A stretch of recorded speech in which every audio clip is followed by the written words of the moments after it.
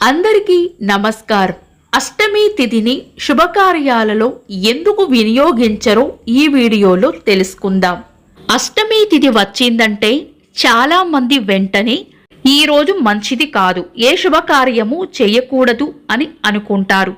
కానీ అష్టమి నిజంగా అన్ని పనులకు చెడ్డ తిథేనా? వివాహం, గృహప్రవేశం వంటి శుభకార్యాలకు దీనిని ఎందుకు ఉపయోగించరు? పంచాంగం ప్రకారం ప్రతి తిథికి ఒక ప్రత్యేకమైన స్వభావం ఉంటుంది. ఏ తిథి పూర్తిగా మంచిది లేదా పూర్తిగా చెడ్డది అని కాకుండా మనం చేయబోయే పని స్వభావానికి ఆ తిథి సరిపోతుందా లేదా అనేది చూడాలి. అష్టమి జయతిథులలో ఒకటి. జయ అంటే విజయం. అందువల్ల పోటీలు, పరీక్షలు, న్యాయపరమైన ప్రయత్నాలు, కఠినమైన సమస్యలను ఎదుర్కోవడం, అడ్డంకులను అధిగమించడం, వ్యాధి నివారణకు సంబంధించిన చికిత్సలు, ధైర్యంతో పూర్తి చేయాల్సిన పనులకు అష్టమి తిథిని ఉపయోగించుకోవచ్చని ముహూర్త సంప్రదాయం చెబుతుంది. మరి గృహప్రవేశానికి అష్టమిని ఎందుకు తీసుకోరు? గృహప్రవేశం అనేది పోరాటం చేసి విజయం సాధించాల్సిన కార్యం కాదు. కొత్త ఇంటిలో కుటుంబ శాంతి, స్థిరత్వం, ధనధాన్య వృద్ధి, సంతానాభివృద్ధి, దీర్ఘకాల సౌఖ్యం కలగాలని చేసే మంగళ కార్యం.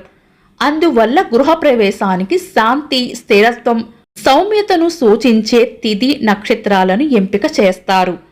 అష్టమికి ఉండే పోరాటం, అడ్డంకులను జయించడం వంటి స్వభావం గృహప్రవేశానికి కావలసిన శాంతి, స్థిరత్వ స్వభావంతో సరిపోదు. అందుకే గృహప్రవేశం, వివాహం, నామకరణం, అన్నప్రాసన, ఉపనయనం వంటి మంగళకరమైన పెద్ద శుభకార్యాలకు అష్టమిని సాధారణంగా వినియోగించరు. అంతేకాకుండా అష్టమి ప్రారంభంలోని మొదటి 14 గడియలు అంటే 5 గంటల 36 నిమిషాలను పక్షరంధ్ర దోషకాలంగా పరిగణిస్తారు. ఆ సమయంలో శుభకార్యాలను ప్రత్యేకంగా నివారిస్తారు.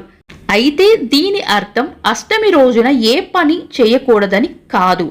శుక్లపక్ష అష్టమి రోజున దుర్గాదేవిని ఆరాధించడం విశేషంగా భావిస్తారు. అమ్మవారికి కుంకుమార్చన చేయడం, దుర్గా స్తోత్రం లేదా లలితా సహస్రనామం పారాయణం చేయడం, ఓం ధుం దుర్గాయై నమః అనే మంత్రాన్ని భక్తితో జపించడం మంచిది. జూలై 21న మాస దుర్గాష్టమి కావడంతో అమ్మవారి పూజ, ప్రార్థన, ఉపవాసం, స్తోత్ర పారాయణానికి విశేషమైన రోజు. కాబట్టి అష్టమి పూర్తిగా చెడ్డతిది కాదు. పెద్ద మంగళకరమైన శుభకార్యాలకు దాని స్వభావం సరిపోదు.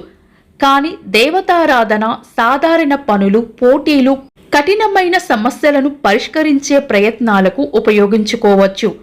మీకు ఇప్పుడు అష్టమి తిథిపై ఉన్న సందేహం తొలగింది అని అనుకుంటున్నాను. ఈరోజు దుర్గాష్టమి కాబట్టి జై దుర్గామాత అని కామెంట్స్లో రాయండి.